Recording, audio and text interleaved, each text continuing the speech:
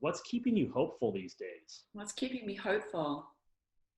I think at the end of the day, it's the children, and their resilience, their creativity, their ability to be adaptable, um, to look at the world in a way going, that's possible, Mm. not to take away the challenging times and not to, not to downplay that, but to really be aware that there are moments, there's the magical moments, capture those moments, whether it's seeing the bird on the bird feeder or, the sun shining through the window or a flower opening up.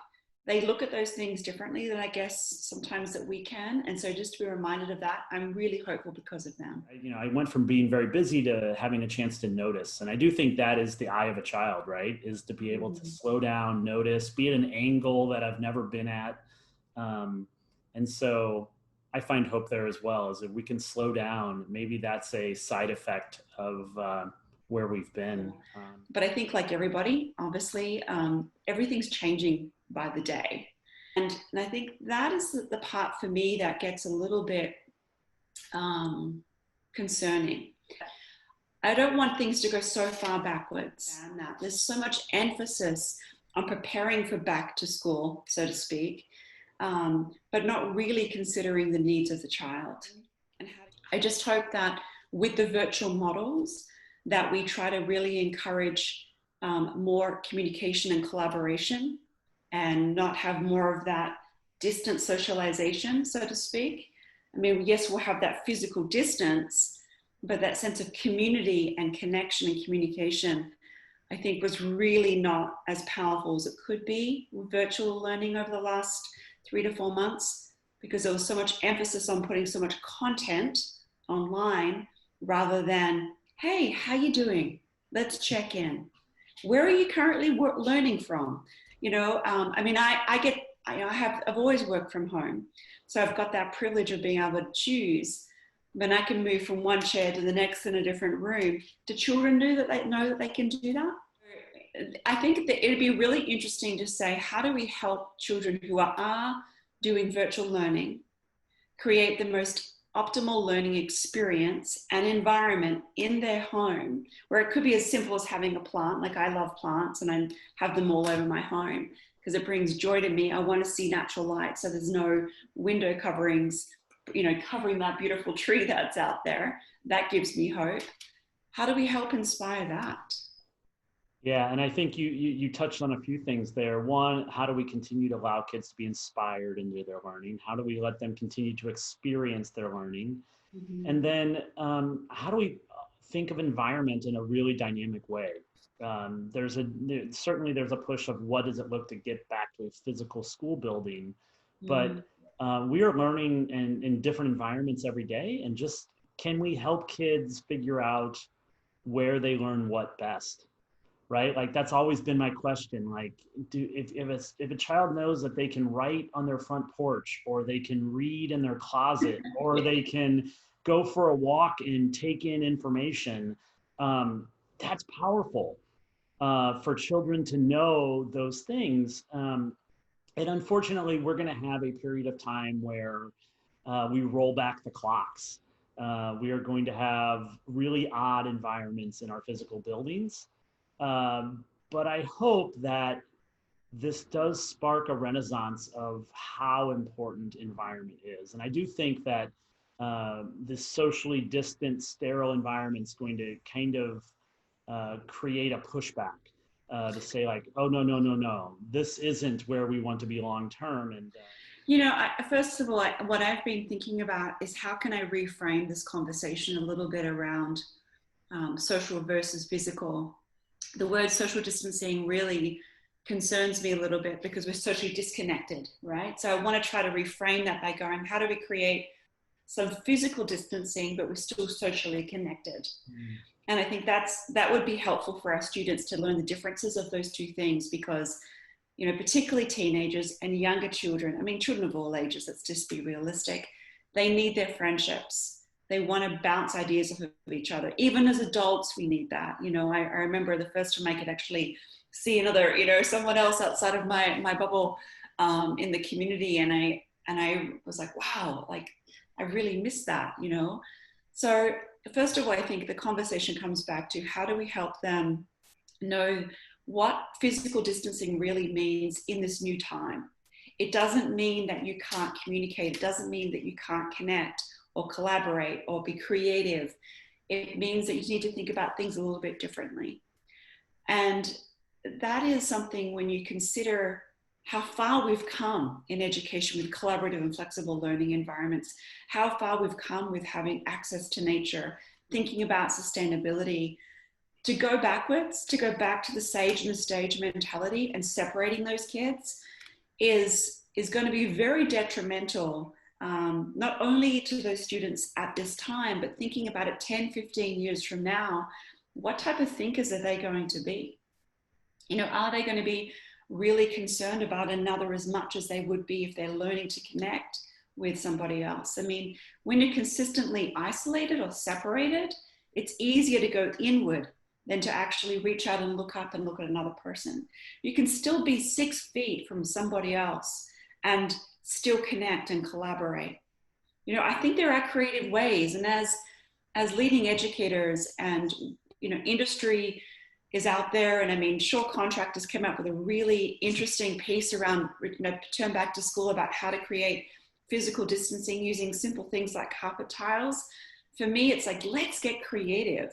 Let's not have our children go too far back. Let's keep moving them forward. Yeah, we can, you know, we can think about the cleaning, the air quality, you know, different spaces, but I think it's more than that, you know, and how do we help elevate that conversation as opposed to just do the basics? Yeah, and it's not you know, I hate to call it a race to the bottom because it is about safety and health, but we can't. I love the idea of elevating the conversation because we are going to realize very quickly that you know, we're working through such a messy time with social issues and social justice issues here in the States that we need a greater empathy. And you know how you build empathy in schools is like people communicate across their silos and outside of their comfort zone, and we practice that, and we figure out how to collaborate on a project where we have common interest and common meaning. And if we're not practicing that, what type of social change agents are we helping to foster, and what type of leaders are we growing? It leaves me with a lot of questions. Yeah, I feel the same way. I have a lot of questions, but I really feel this intention to keep, excuse me, to really keep focused on the greater good, which is how do we come back to the needs of the child? What's important to them? Ask them, like, get them involved in the conversation. What do they want to see? How is this impacting them? You know, when you're creating a learning structure, whether it be virtual or in classroom, you know, what's important to them as well? Yes, they have to follow a certain arrow to go in and out of a building, you know, washing hands and all those things, which of course is important for them to understand. But maybe we're not thinking about all the different things. And so if a child is stuck in a certain spot and they can't move because of these physical distancing challenges, and respectfully, it's like, well, what are the other creative ways that they can use that space? How can they connect? My other concern is that when children are learning virtually, consistently sitting in one place, you know, maybe there's like, do you remember that like musical chairs, right? So maybe there's some cool way that we can go, okay, change space in your virtual learning, right? How do we bring in more fun in the interactivity of virtual learning? I don't want to go back to textbook learning. What happens with project-based learning is we create thinkers. And for me, a learning space should always be a canvas where they can create that beauty, and it shouldn't take away from their inspiration, but only add to it. But we have to find ways for movement, right? Like that's the thing, right? Like the beauty of some of the spaces that you know you've helped to create, I've helped to create, is that kids have a choice and movement. I think we can ask students to stand more often in these environments, even if they have to be physically distant. Yes. there's nothing that says that people have to sit down to learn.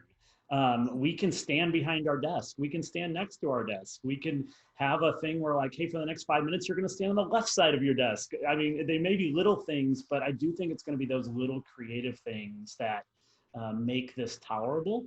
And then, where available, and I know some people's seasons are shorter than others, we've got to get outside Oh, wherever absolutely. possible. And Yes. I know that, I mean, I think that, the work that you do brings a lot of nature in, but we've got to try to balance that piece because this screen time is straining on us all. And schools they play a very important role of holding the individual in a place of care and love and inspiration and motivation, that children look up to their educators, they look up to them for ideas and how to navigate this path, and really encourage going, well, how do we bring online creative learning in a way that it can inspire, that can then take that space in that capacity. Maybe there's some ways that you and I can get creative around, if you have to teach virtual learning, that's just where you're at. Can you do it in an interesting space? Can you move around? Can you create like a Where's Wally experience where you hide something in your room and they have to find it during the call, right? What about like, can you name that plant? Or maybe we do theme days where people dress up in different ways, or wear a hat or funny glasses or whatever it may be, to keep it interesting and to demonstrate that creativity through the learning. Yeah, I think we have to, and I think that I keep talking about synchronous time that we have with kids, that it doesn't have to be so information rich, right? Like you can dispense information via video, via text, via link, but man, the idea that we're going to build community in a virtual environment, that we're going to continue to really just grow those other pieces. I think it's really important to laugh and to have joy as a piece of that.